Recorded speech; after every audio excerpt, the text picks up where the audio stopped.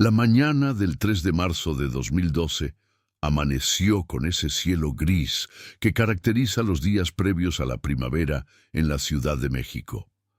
Las calles de la colonia Roma Norte comenzaban a despertar lentamente.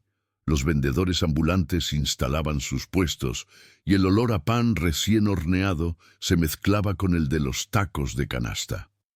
Camila Torres, una joven de 19 años, con el cabello largo hasta la cintura y unos ojos color miel que heredó de su abuela materna, caminaba con prisa por la avenida Álvaro Obregón. Llevaba sus audífonos puestos, su mochila de lona azul colgando del hombro derecho, y en su mano sostenía el celular donde revisaba por última vez los apuntes de su clase de literatura latinoamericana. Camila estudiaba el segundo semestre de comunicación en la Universidad Iberoamericana. Era una estudiante dedicada, aunque a veces le costaba concentrarse porque su mente divagaba constantemente hacia historias que quería escribir. Su madre, Patricia Mendoza, una mujer de 42 años que trabajaba como enfermera en el Hospital General, le había preparado el desayuno esa mañana como todas las demás: huevos revueltos con frijoles, café con leche y 2 tortillas calientes. Antes de que Camila saliera por la puerta, Patricia le recordó que regresara temprano, porque tenían que ir al supermercado. Si estás disfrutando de esta historia, no olvides suscribirte al canal y déjanos en los comentarios desde qué parte del mundo nos estás viendo. Tu apoyo nos ayuda a seguir contando estas historias.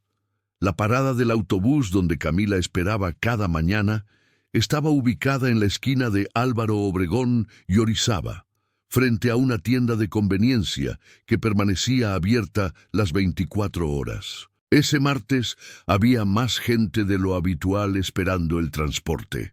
Camila se acomodó cerca del poste donde estaba el letrero con las rutas, sacó su celular y le envió un mensaje a su mejor amiga, Daniela, preguntándole si llegaría a tiempo para la clase de las 9. Varios testigos recordarían después haber visto a Camila esa mañana. Algunos mencionaron que parecía tranquila, absorta en su teléfono. Una señora de edad avanzada que vendía chicles declaró más tarde que la vio sonreír mientras tecleaba, probablemente respondiendo a algún mensaje.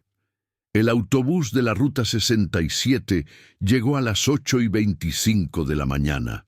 Camila dejó su celular en el bolsillo trasero de su pantalón de mezclilla y se preparó para subir junto con otras 7 personas. La señora de los chicles vio claramente cómo Camila se acercaba a la puerta trasera del camión, pero en ese preciso momento una camioneta blanca sin placas se detuvo abruptamente entre la multitud y la parada. 2 hombres bajaron rápidamente.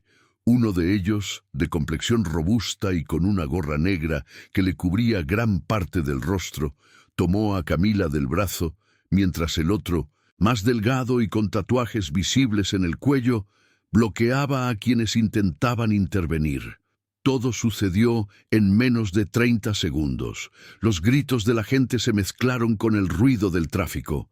Camila intentó resistirse, alcanzó a soltar un grito ahogado, pero fue inútil. La empujaron dentro de la camioneta que arrancó a toda velocidad, esquivando los autos, dejando atrás el olor a llantas quemadas y el caos.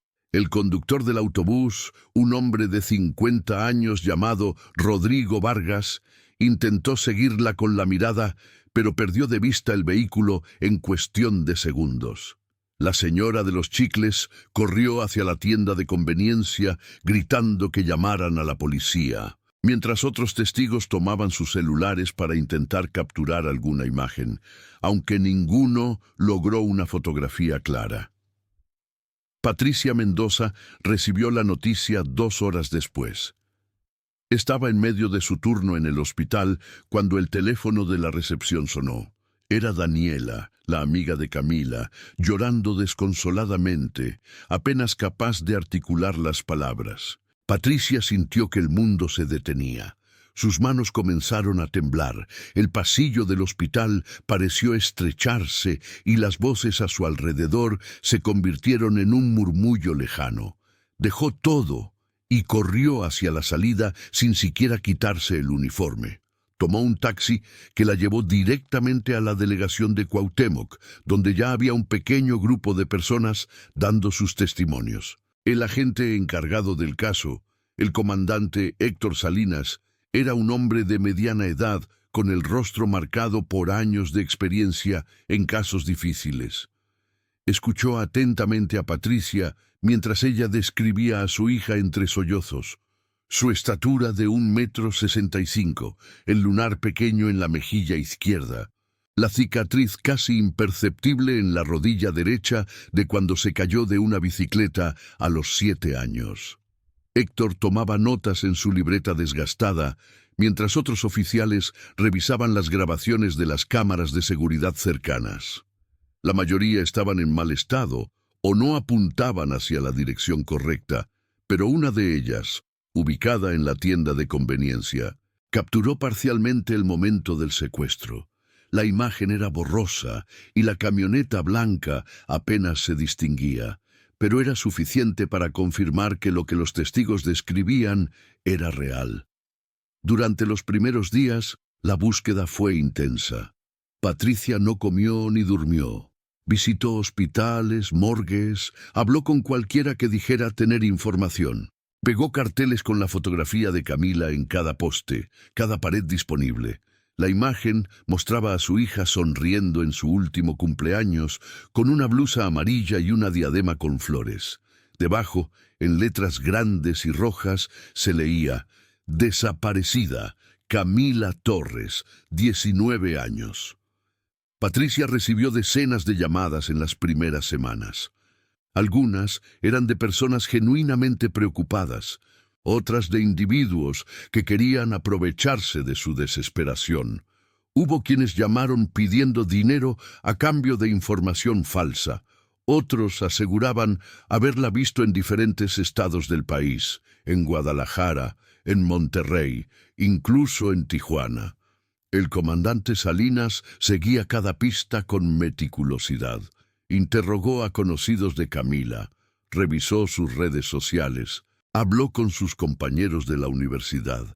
Todos describían a Camila como una joven tranquila, sin enemigos conocidos, sin novio reciente que pudiera estar involucrado.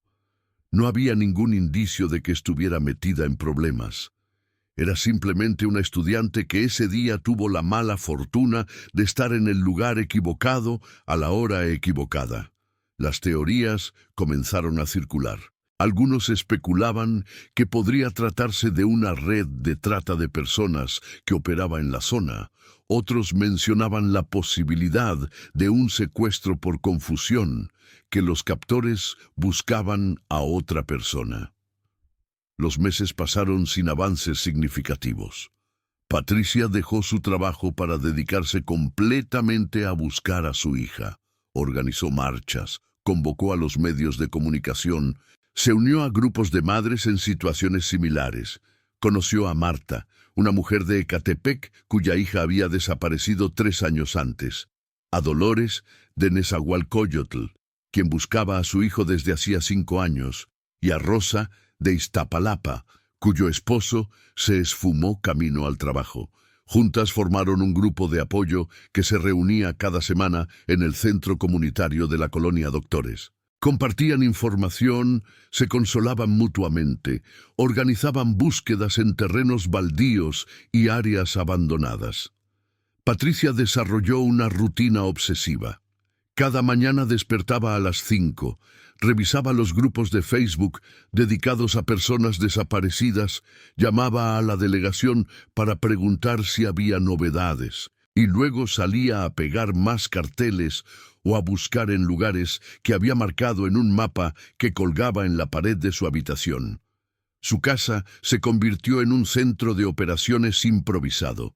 Las paredes estaban cubiertas de fotografías, mapas, recortes de periódico y hojas con números de contacto. En la mesa del comedor, donde antes compartía comidas con Camila, Ahora se apilaban carpetas con testimonios, reportes policiales y artículos sobre desapariciones en México.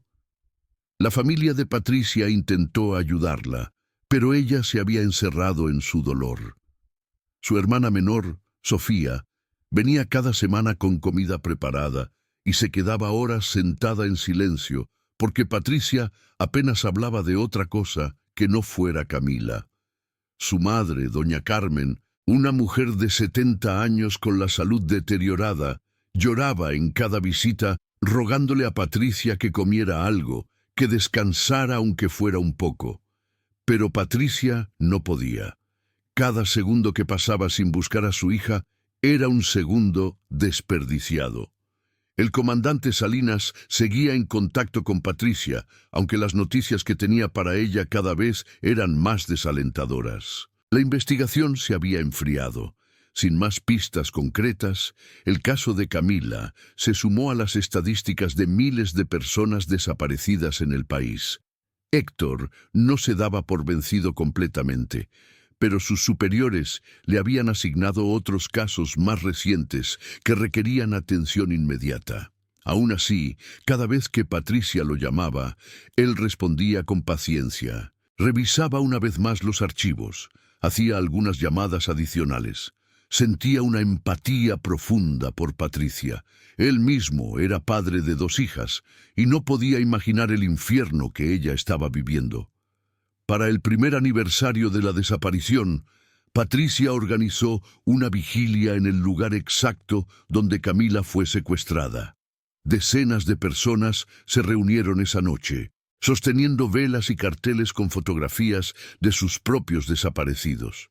La señora de los chicles, que seguía trabajando en la misma esquina, se acercó a Patricia y le tomó las manos entre lágrimas, repitiéndole una vez más lo que había visto ese día, como si en algún detalle olvidado pudiera estar la clave para encontrar a Camila. La vigilia fue cubierta por algunos medios locales, y por unos días el caso volvió a circular en las noticias y redes sociales, pero pronto fue reemplazado por otras historias, otras tragedias. Los años comenzaron a pasar de manera cruel. 2013, 2014, 2015. Patricia envejeció rápidamente.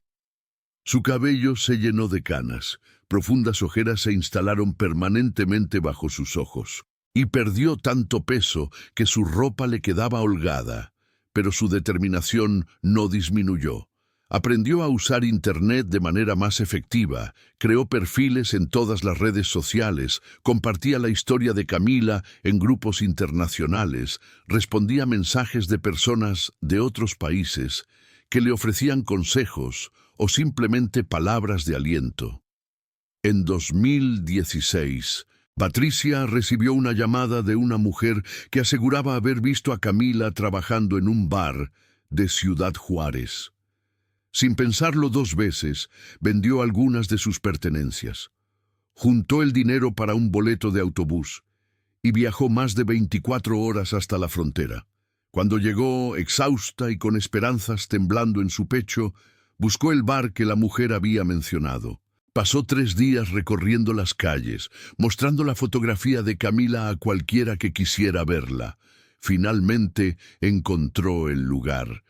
Entró con el corazón acelerado, pero la joven que trabajaba allí, aunque tenía un parecido superficial con Camila, no era ella. Patricia regresó a la Ciudad de México destrozada, pero no vencida. Los casos falsos se volvieron recurrentes. 2017 trajo 3 viajes más, a Veracruz, a Oaxaca y a Puebla. Cada vez la esperanza la impulsaba hacia adelante y cada vez la decepción la arrastraba hacia atrás. Pero Patricia había aprendido algo en esos años. Rendirse no era una opción. Camila estaba en algún lugar, y aunque el mundo pareciera haber olvidado su nombre, su madre nunca lo haría. Durante ese tiempo, el comandante Salinas se jubiló. Antes de irse, llamó a Patricia para despedirse y le aseguró que dejaría el caso en buenas manos. El nuevo detective asignado, un joven llamado Ernesto Guzmán, carecía de la experiencia y la dedicación de Héctor. Las llamadas de Patricia comenzaron a ser respondidas con menos frecuencia y las actualizaciones del caso se volvieron inexistentes. Patricia entendió que estaba sola en esta búsqueda. En 2018, exactamente 6 años después de la desaparición, Patricia se unió a una caravana de madres buscadoras que viajaba por varios estados realizando excavaciones en terrenos donde habían recibido denuncias anónimas de posibles fosas clandestinas. Con palas y picos, estas mujeres desenterraban los secretos más oscuros del país. Patricia participó en 3 excavaciones. No encontraron a Camila, pero sí a otras víctimas, otros hijos, otras hijas, que finalmente regresaban a sus familias, aunque fuera para un último adiós. Cada hallazgo partía el alma de Patricia, pero también reforzaba su convicción de que no podía detenerse. Para 2019, las redes sociales se habían convertido en la herramienta principal de Patricia. Pasaba horas navegando por perfiles, grupos, páginas. Aprendió sobre algoritmos, hashtags, cómo hacer que una publicación se volviera viral. Compartía la historia de Camila constantemente, respondía comentarios, agradecía cada mensaje de apoyo. Y aunque hubo momentos de desesperanza profunda, momentos en los que se preguntaba si alguna vez volvería a ver a su hija, seguía adelante porque no conocía otra forma de existir. Llegó el 2020 y con él una pandemia que paralizó al mundo. Las búsquedas presenciales se detuvieron. Las reuniones del grupo de madres se trasladaron a videollamadas y Patricia se encontró encerrada en su casa, rodeada de recuerdos de Camila. La cuarentena fue especialmente dura. El silencio de las calles vacías amplificaba el vacío en su corazón. Pero incluso en medio del confinamiento, Patricia no dejó de buscar. Se volvió aún más activa en Internet. Participó en campañas virtuales, en foros internacionales sobre desapariciones forzadas. Fue durante ese año cuando Patricia descubrió las transmisiones en vivo. Al principio, solo las observaba. Veía cómo personas de todo el mundo compartían sus vidas, sus rutinas, sus momentos cotidianos. Le parecía fascinante y extraño a la vez, pero comenzó a notar algo. Algunas de esas transmisiones mostraban lugares públicos, calles, mercados, eventos. Su mente, siempre en modo búsqueda, vio una oportunidad. Comenzó a ver lives de diferentes ciudades de México, con la esperanza de que en algún momento, entre miles de rostros desconocidos, apareciera el de Camila. Los meses siguientes, Patricia desarrolló una nueva rutina. Además de sus búsquedas habituales, dedicaba varias horas al día a ver transmisiones en vivo. Veía lives de mercados en Guadalajara, de plazas en Monterrey, de festivales en Querétaro. Sus ojos escaneaban cada rostro o cada figura femenina que pudiera tener la edad de Camila. Era agotador y muchas veces frustrante, pero Patricia había aprendido a buscar en cada rincón posible. A principios de 2021, algo captó su atención. Un perfil relativamente pequeño comenzó a hacer transmisiones regulares desde diferentes lugares de Playa del Carmen, Quintana Roo.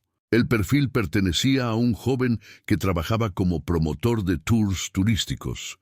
Sus lives mostraban playas, restaurantes, zonas turísticas. Patricia comenzó a seguir sus transmisiones por casualidad, porque en una ocasión mencionó que haría un recorrido por el centro de la ciudad, donde había muchos vendedores ambulantes y artistas callejeros. Durante meses, Patricia vio intermitentemente esas transmisiones sin encontrar nada relevante, pero no dejó de seguir ese perfil ni muchos otros similares. La esperanza, aunque débil, se mantenía viva. Fue el 14 de agosto de 2020, exactamente 8 años y 5 meses después de la desaparición de Camila, cuando sucedió lo imposible. Patricia estaba sentada en su sofá desgastado, con su laptop sobre las piernas, viendo una transmisión en vivo de ese mismo joven en Playa del Carmen. Él caminaba por la Quinta Avenida, mostrando las tiendas, los restaurantes, saludando a turistas. El chat de la transmisión era activo. Personas de diferentes partes del mundo comentaban sobre lo hermoso del lugar. Patricia, como siempre, no prestaba atención a los comentarios. Su mirada estaba fija en cada persona que aparecía en pantalla. En un momento dado, el joven entró a un pequeño café con mesas en la terraza. Enfocó la cámara hacia el interior, mostrando la decoración, las bebidas que ofrecían. Y entonces, por apenas 3 segundos, la cámara capturó a una mujer joven que salía de la cocina llevando una bandeja con tazas. El corazón de Patricia se detuvo. La mujer tenía el cabello más corto, color castaño claro, pero el perfil, la forma de caminar, ese movimiento particular de acomodarse el cabello detrás de la oreja izquierda, era exactamente igual al de Camila. Patricia no respiró. Sus manos temblaron tan violentamente que casi deja caer la laptop. Retrocedió el video. Lo pausó justo en el segundo donde la mujer era más visible. La imagen no era perfectamente clara, pero Patricia había pasado 8 años mirando la fotografía de su hija todos los días. Conocía cada detalle de su rostro, cada gesto, y aunque la mujer en la pantalla lucía diferente, más delgada, con el cabello distinto y una expresión que no recordaba en Camila, algo en su interior le gritaba que era ella. Patricia comenzó a llorar de manera incontrolable. Se levantó del sofá, caminó en círculos por la sala, sus pensamientos chocando entre sí. Era real. Podía ser otra decepción más. Pero esta vez era diferente. No era un testimonio de terceros. No era una fotografía borrosa enviada por un extraño. Ella misma lo había visto en tiempo real en una transmisión en vivo. Agarró su teléfono con manos temblorosas y marcó el número del detective Ernesto Guzmán. No respondió. Llamó 3 veces más. Finalmente, en el 4º intento, una voz somnolienta contestó. Patricia habló atropelladamente, sin dejar que el detective la interrumpiera, explicándole lo que acababa de ver. Ernesto, claramente escéptico, le pidió que se calmara, que enviara el enlace de la transmisión, que no sacara conclusiones apresuradas. Patricia le envió todo por mensaje, capturas de pantalla del momento exacto, el nombre del perfil, la ubicación. Después llamó a su hermana Sofía, quien llegó en menos de media hora. Patricia le mostró el video una y otra vez. Sofía, aunque quería ser cautelosa para proteger a su hermana de otra decepción, no pudo evitar sentir un escalofrío al ver a la mujer en pantalla. Había un parecido innegable. Esa noche, Patricia no durmió. Se quedó frente a la computadora, revisando todos los videos anteriores del mismo perfil, buscando alguna otra aparición de la mujer. No encontró nada más. El café aparecía en varias transmisiones previas, pero nunca había visto a esa empleada antes. Eso podía significar que era nueva o que simplemente no había estado en cuadro en las transmisiones anteriores. Al día siguiente, Patricia tomó la decisión más importante de los últimos 8 años. Vendió su refrigerador viejo, pidió dinero prestado a Sofía y compró un boleto de autobús a Playa del Carmen. No le importó que el detective Guzmán le dijera que esperara, que él haría las investigaciones correspondientes. Patricia sabía que no podía confiar plenamente en las autoridades. Tenía que ir ella misma. El viaje fue eterno. Casi 24 horas en un autobús incómodo, con paradas en múltiples ciudades. Patricia no comió casi nada durante el trayecto. Su mente solo podía pensar en una cosa: encontrar ese café, ver a esa mujer de cerca, confirmar si era o no Camila. Repasó mentalmente lo que le diría si realmente era su hija. ¿La reconocería Camila? ¿Querría volver a casa? ¿Qué le había pasado durante estos 8 años? Llegó a Playa del Carmen al atardecer del 16 de agosto. La ciudad era vibrante, llena de turistas, música en las calles, olores a comida de mar. Patricia se sintió abrumada por un momento. Era un mundo completamente diferente al que conocía. Encontró un pequeño hostal barato cerca del centro y dejó su maleta. No descansó. Inmediatamente salió a buscar la Quinta Avenida y el café que había visto en la transmisión. La Quinta Avenida era una calle peatonal larga, llena de tiendas, restaurantes y bares. Patricia caminó despacio, mirando cada fachada, cada nombre. Sus piernas temblaban por el cansancio y los nervios. Después de casi 2 horas de búsqueda, finalmente lo vio. Café Luna Caribeña. Era exactamente como aparecía en el video. Tenía mesas afuera con manteles turquesas, plantas colgantes en la entrada, y a través de las ventanas se veía una decoración acogedora con luces cálidas. Patricia se detuvo frente al lugar, su corazón latiendo tan fuerte que sentía que todos a su alrededor podían escucharlo. Respiró profundo y entró. El café estaba moderadamente lleno.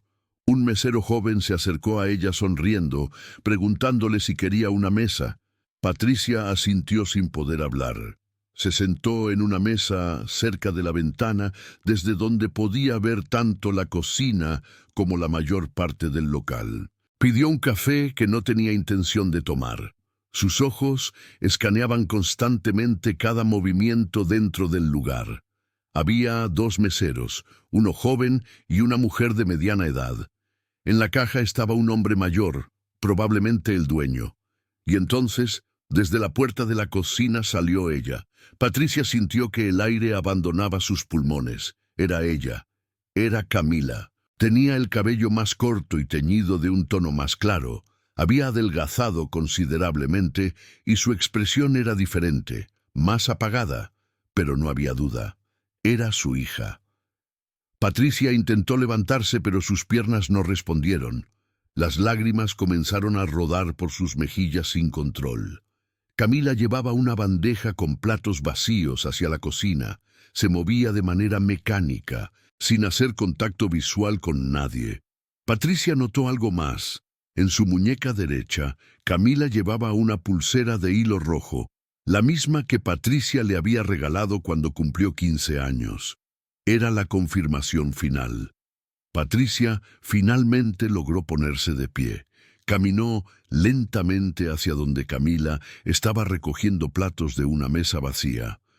Cuando estuvo a apenas 2 metros de distancia, Patricia pronunció en voz baja, pero cargada de 8 años de dolor: Camila. La joven se congeló. Los platos casi se le caen de las manos. Giró lentamente y sus ojos, esos ojos color miel que Patricia había extrañado cada segundo de cada día, se encontraron con los de su madre. Por un momento, el tiempo se detuvo completamente. El ruido del café, las conversaciones, la música de fondo, todo se desvaneció. Camila palideció. Su boca se abrió ligeramente, pero no salió ningún sonido. Sus ojos se llenaron de lágrimas, y entonces, en un susurro apenas audible, dijo: «Mamá». Patricia se abalanzó hacia ella, la abrazó con una fuerza que contenía 8 años de angustia, de noches sin dormir, de búsquedas interminables. Camila dejó caer la bandeja, que se estrelló contra el suelo en un estruendo que hizo que todos en el café voltearan. Pero a Patricia no le importó nada más. Tenía a su hija entre sus brazos, podía sentir su respiración, su calor, su presencia real y tangible.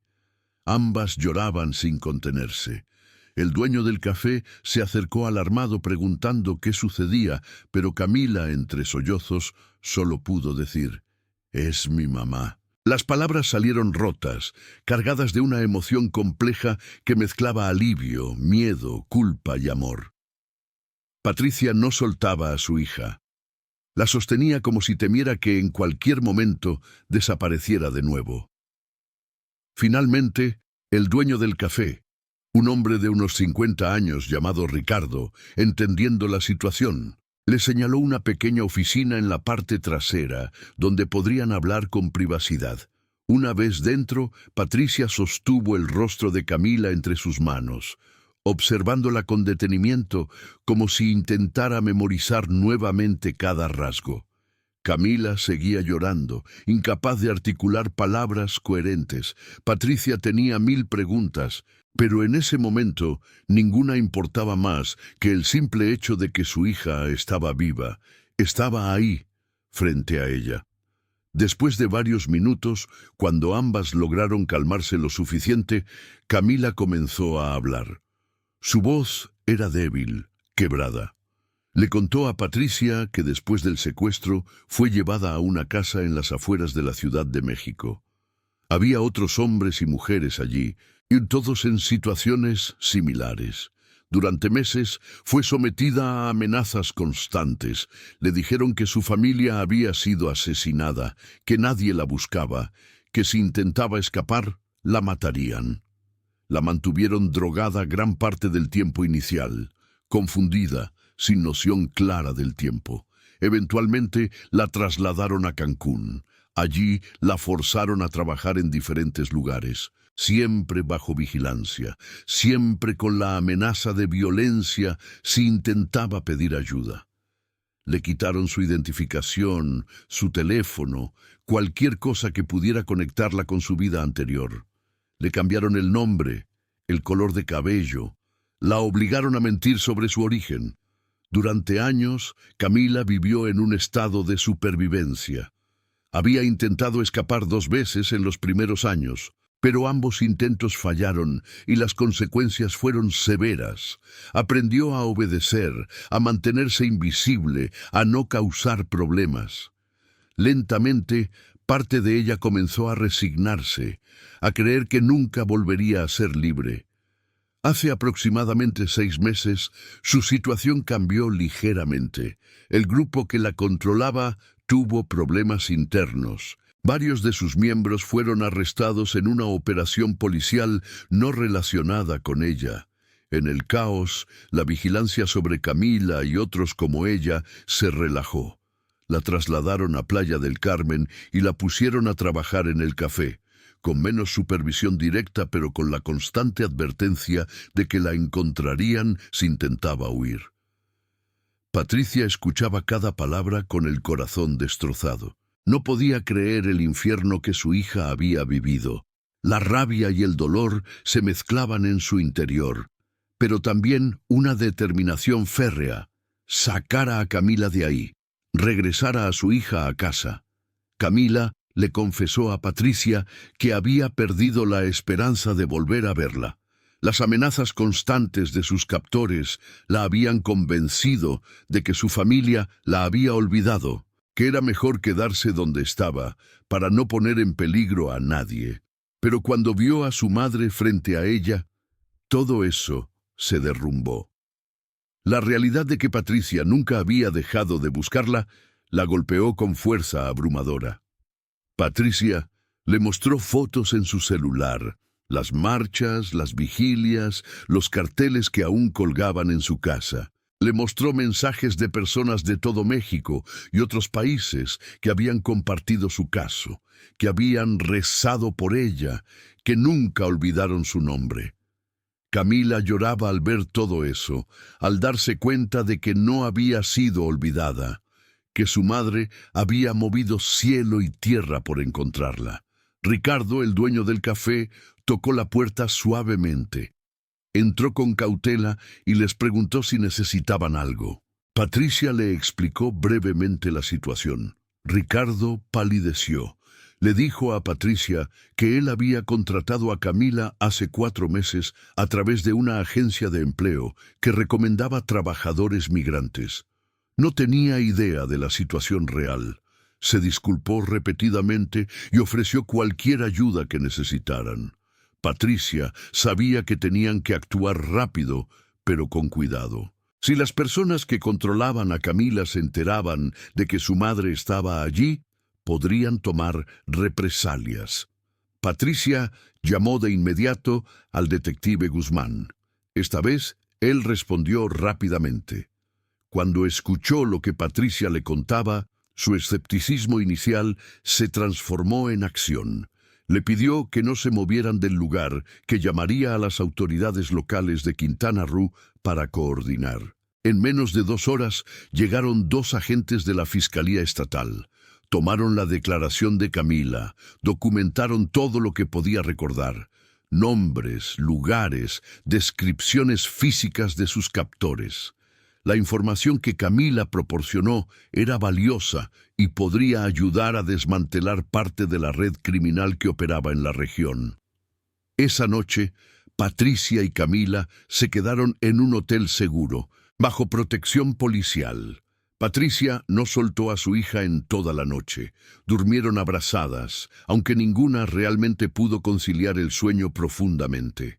Camila se despertaba constantemente, asustada, como si temiera que todo fuera un sueño. Patricia le acariciaba el cabello, le susurraba que estaba a salvo, que nunca más estaría sola. Los siguientes días fueron un torbellino de procedimientos legales.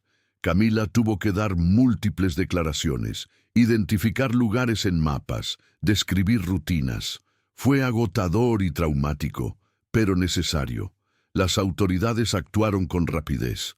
En cuestión de semanas, lograron realizar varios arrestos relacionados con la red de trata que había mantenido cautiva a Camila y a otras víctimas. Patricia contactó a Sofía, quien lloró de felicidad al escuchar la noticia. También llamó a doña Carmen, su madre, quien no podía creer que finalmente su nieta regresaría a casa. Las noticias se esparcieron rápidamente, los medios de comunicación cubrieron la historia extensamente. El caso que había permanecido archivado durante años, de repente se convirtió en un ejemplo de perseverancia y esperanza. Pero el regreso no fue fácil. Camila cargaba con traumas profundos. Durante el primer mes de vuelta en la Ciudad de México, apenas salía de su habitación.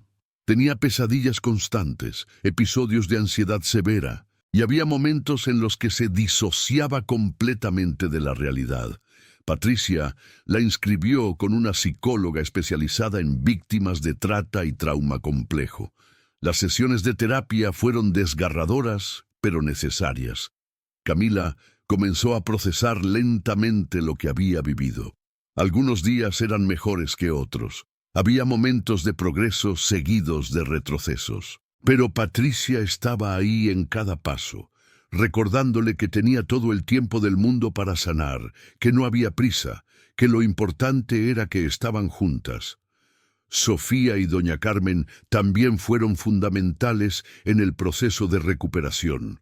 La familia se mantuvo unida, creando un ambiente seguro y amoroso donde Camila pudiera comenzar a reconstruirse.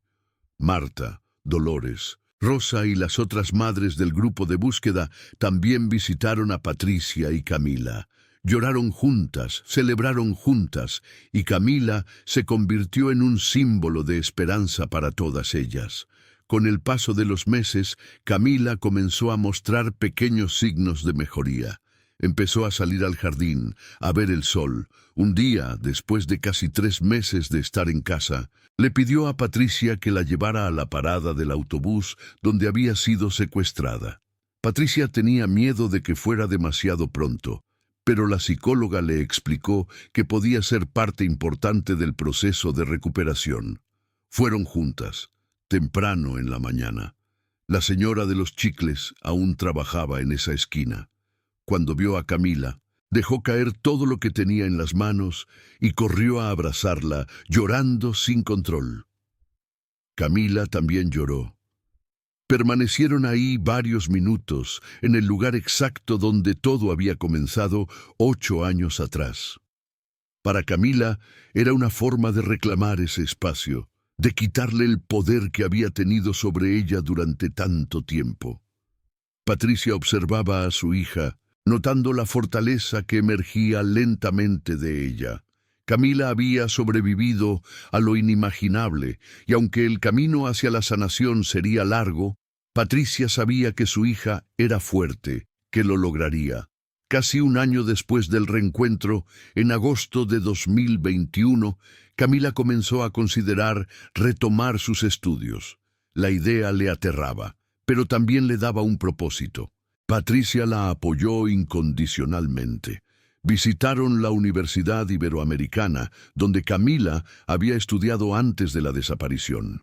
El personal administrativo y varios profesores que la recordaban se mostraron increíblemente comprensivos y dispuestos a ayudarla a reintegrarse cuando estuviera lista.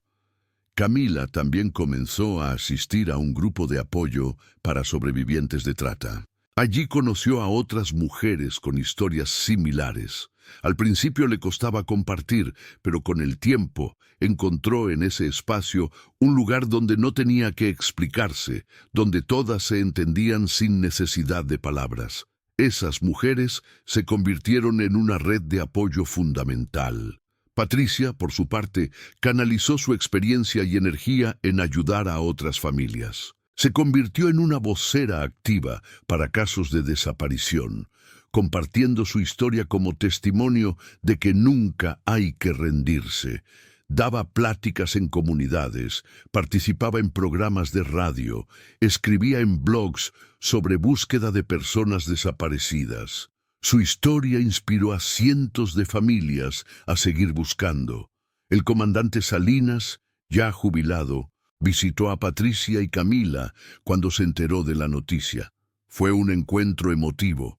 Héctor le dijo a Patricia que había pensado en el caso de Camila muchas veces durante su retiro, que nunca perdió la esperanza de que algún día apareciera. Ver a Camila en persona, viva, le dio un cierre que pocas veces experimentaba en su carrera. Para el segundo aniversario del reencuentro, la familia organizó una pequeña celebración en casa. Estaban Patricia, Camila, Sofía, doña Carmen, Daniela, la mejor amiga de Camila, quien nunca dejó de esperar su regreso, y algunas de las madres del grupo de búsqueda. Fue una reunión sencilla, pero llena de significado. Compartieron comida, historias y lágrimas, pero esta vez de felicidad. Camila, aunque aún estaba en proceso de sanación, había avanzado enormemente. Su sonrisa, que Patricia creyó nunca volver a ver, aparecía con más frecuencia. Comenzó a escribir en un diario como parte de su terapia, plasmando sus pensamientos, sus miedos, pero también sus esperanzas. Su terapeuta le sugirió que quizás algún día, cuando estuviera lista, podría compartir su historia públicamente para ayudar a otros, pero no había prisa. Una tarde de septiembre de 2022, Camila y Patricia caminaban por el parque cercano a su casa. El sol comenzaba a ponerse, pintando el cielo de tonos naranjas y rosas.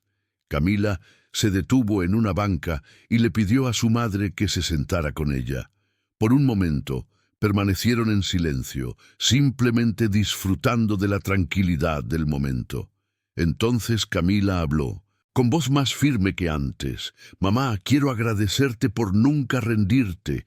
Hubo momentos en los que yo misma me rendí, en los que pensé que sería más fácil simplemente desaparecer por completo, pero tú no me lo permitiste. Aunque yo no lo supiera, tú seguías buscándome, seguías creyendo. Me salvaste». Patricia tomó la mano de su hija, apretándola suavemente. «Eres mi hija, no había otra opción. Te buscaría hasta el fin del mundo, si fuera necesario». Camila asintió, las lágrimas corriendo por sus mejillas, pero esta vez no eran lágrimas de dolor, sino de gratitud. «Quiero hacer algo con esto, mamá. No sé exactamente qué todavía, pero quiero que lo que me pasó tenga algún propósito. Quiero ayudar a otros». Patricia sonrió, orgullosa de la fortaleza de su hija. «Lo harás, mi amor. Cuando estés lista, lo harás, y yo estaré a tu lado». El caso de Camila se sumó a las estadísticas exitosas, esas que rara vez se mencionan porque las noticias suelen enfocarse en las tragedias sin resolver. Pero historias como la de Camila y Patricia existen, Historias de familias que no se rinden, que desafían las probabilidades, que luchan contra sistemas deficientes y peligros inimaginables. Las autoridades lograron desmantelar gran parte de la red criminal gracias a la información proporcionada por Camila. Varios líderes fueron arrestados y sentenciados. Otras 3 jóvenes que estaban en situaciones similares fueron rescatadas. Aunque el sistema de justicia en México tiene enormes deficiencias, este caso representó una pequeña victoria. Patricia nunca quitó el mapa de su pared. Lo dejó ahí como recordatorio de los años de búsqueda, de los lugares que visitó, de las miles de horas invertidas. Pero ahora, junto a ese mapa, colgó una fotografía reciente de Camila sonriendo. Era un antes y un después capturado en la misma pared. Con el tiempo, Camila decidió no retomar la carrera de comunicación. En cambio, se interesó por la psicología, específicamente en trauma y recuperación. Comenzó a estudiar en casa, preparándose para eventualmente inscribirse en la universidad. Su propia experiencia la impulsaba a querer ayudar a otros sobrevivientes a encontrar su camino de regreso a la vida. Patricia continuó con su activismo, pero ahora con una perspectiva diferente.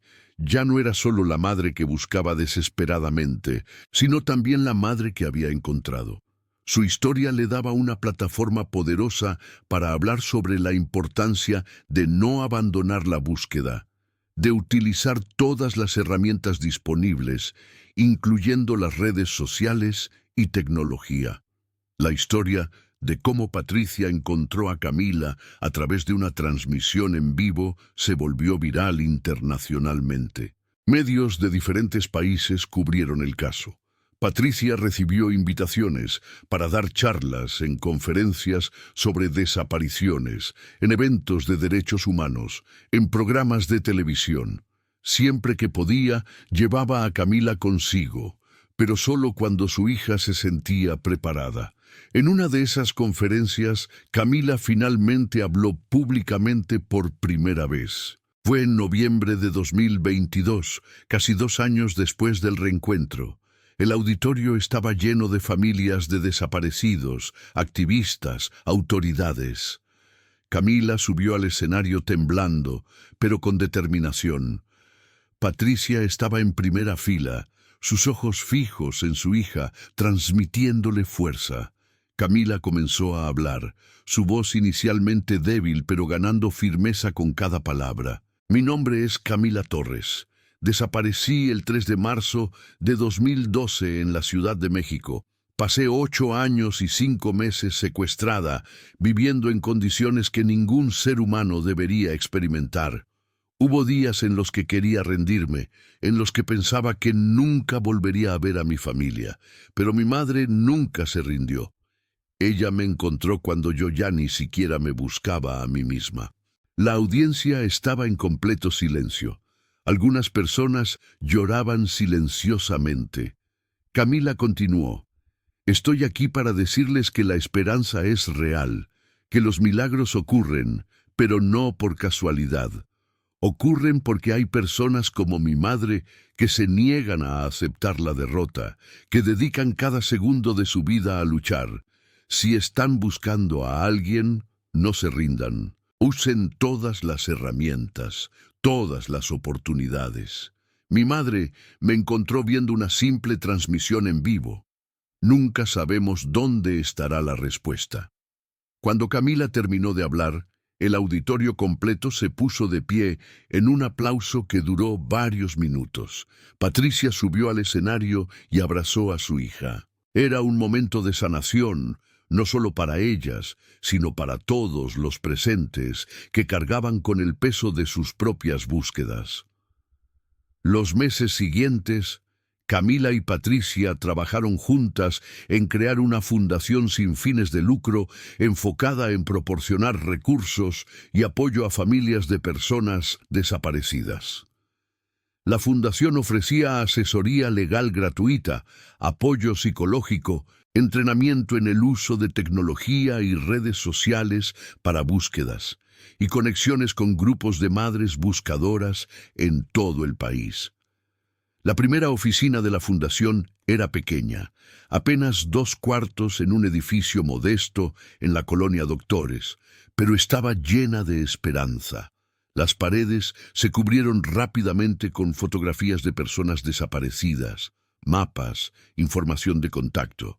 Patricia y Camila, junto con un grupo de voluntarios que incluía a Sofía, Marta, Dolores y Rosa, trabajaban incansablemente atendiendo a familias que llegaban desesperadas, buscando orientación.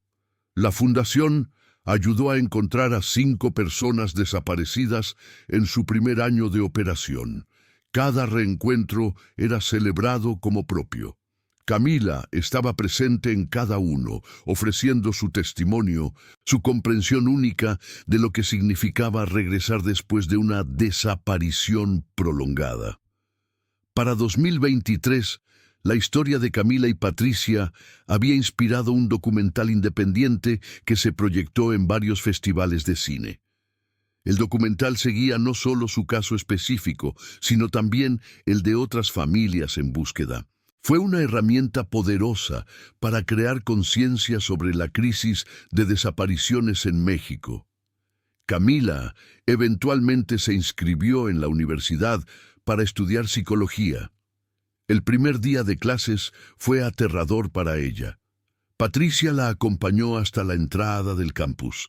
Antes de que Camila entrara, Patricia le tomó las manos y le dijo: «Estoy muy orgullosa de ti. Mira todo lo que has superado, todo lo que has logrado. Este es tu momento de seguir construyendo tu vida». Camila asintió, respiró profundo y entró. Ese día marcó otro capítulo en su recuperación. No sería fácil, habría días difíciles, momentos de ansiedad, pero estaba comprometida con su sanación y con usar su experiencia para ayudar a otros. El otoño de 2023 trajo consigo una sorpresa inesperada. Ricardo, el dueño del café en Playa del Carmen, donde Camila trabajaba cuando fue encontrada, contactó a Patricia. Le contó que había cerrado el café y se había mudado de regreso a la Ciudad de México, pero que quería contribuir a la fundación. Donó una suma significativa de dinero que permitió a la fundación expandir sus operaciones, contratar personal profesional y crear un programa de becas para sobrevivientes de trata que quisieran continuar su educación. Ricardo se reunió personalmente con Camila y Patricia. Les expresó la culpa que aún cargaba por no haber sabido la situación de Camila antes. Aunque tanto Camila como Patricia le aseguraron que él no tenía culpa alguna, Ricardo insistió en que quería hacer algo positivo con esa experiencia. Su contribución fue fundamental para el crecimiento de la fundación. A principios de 2024, Camila comenzó a dar terapia voluntaria, bajo supervisión de su propia terapeuta, a otros sobrevivientes. Aunque aún estaba en su proceso de sanación, había alcanzado un punto donde podía ofrecer apoyo significativo a otros. Su empatía única y su comprensión profunda del trauma la convertían en una terapeuta excepcionalmente efectiva. Patricia observaba a su hija con admiración constante. La joven que había sido arrancada de una parada de autobús 8 años atrás se había transformado, no a pesar del trauma, sino encontrando fuerza a través de él. Camila nunca sería la misma persona que era antes de marzo de 2012, pero se había convertido en alguien increíblemente fuerte, compasiva y determinada. En marzo de 2024, exactamente 12 años después de la desaparición, la familia organizó un evento especial. No era una conmemoración del secuestro, sino una celebración de la vida, de la resiliencia, de la esperanza. Invitaron a todas las familias que la fundación había ayudado, a los voluntarios, a los profesionales que habían apoyado el caso, incluso al comandante Salinas y al detective Guzmán.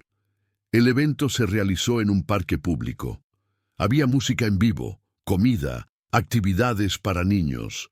Pero el momento más emotivo fue cuando Patricia y Camila subieron a un pequeño escenario improvisado. Patricia habló primero, dirigiéndose a la multitud de más de 200 personas. Hace 12 años, mi mundo se derrumbó.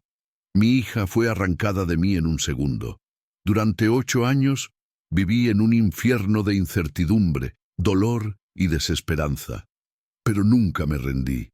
Y quiero que cada familia aquí sepa que no están solos, que hay esperanza, que deben seguir luchando. Luego fue el turno de Camila. Yo estuve perdida, no solo físicamente sino también en mi interior, pero mi madre me encontró y juntas estamos encontrando a otros. Esta fundación no es solo nuestra, es de cada familia que se niega a rendirse, de cada sobreviviente que busca reconstruir su vida. El evento terminó con el lanzamiento de globos blancos, cada uno con el nombre de una persona desaparecida. Fue un momento de belleza y tristeza entrelazadas, un recordatorio de aquellos que aún no habían regresado a casa. En los meses siguientes, la fundación continuó creciendo. Abrió una segunda oficina en Guadalajara y comenzó a coordinar con organizaciones similares en otros países de América Latina. Camila se graduó de su primer año de psicología con honores. Patricia redució sus horas de trabajo en el hospital para dedicarse más completamente a la fundación. La relación entre madre e hija, que había sido arrancada violentamente y luego milagrosamente restaurada, era ahora más fuerte que nunca.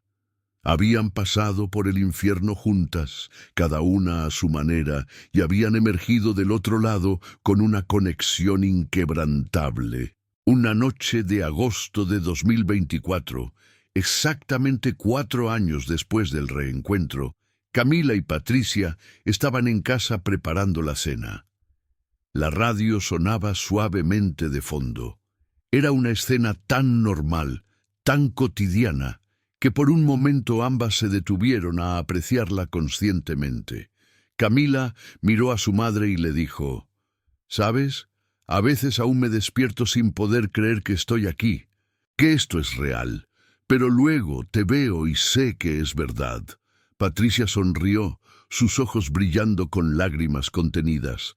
«Cada día te agradezco por haber sobrevivido, por haber sido tan fuerte, pero también me agradezco a mí misma por nunca haberme rendido. Creo que ambas nos salvamos mutuamente». Camila asintió. «Lo hicimos, y ahora estamos salvando a otros». Terminaron de preparar la cena y se sentaron a comer, disfrutando de la simplicidad del momento. Afuera, la Ciudad de México continuaba su ritmo frenético, miles de historias desarrollándose simultáneamente. Pero en ese pequeño departamento, en esa mesa donde años atrás solo quedaban recuerdos, ahora había vida, había amor, había esperanza renovada. La historia de Camila Torres y Patricia Mendoza se convirtió en un símbolo en México. No era solo una historia de desaparición y reencuentro, sino un testimonio del poder del amor materno, de la perseverancia inquebrantable y de cómo la tecnología, cuando se usa con propósito, puede cambiar destinos.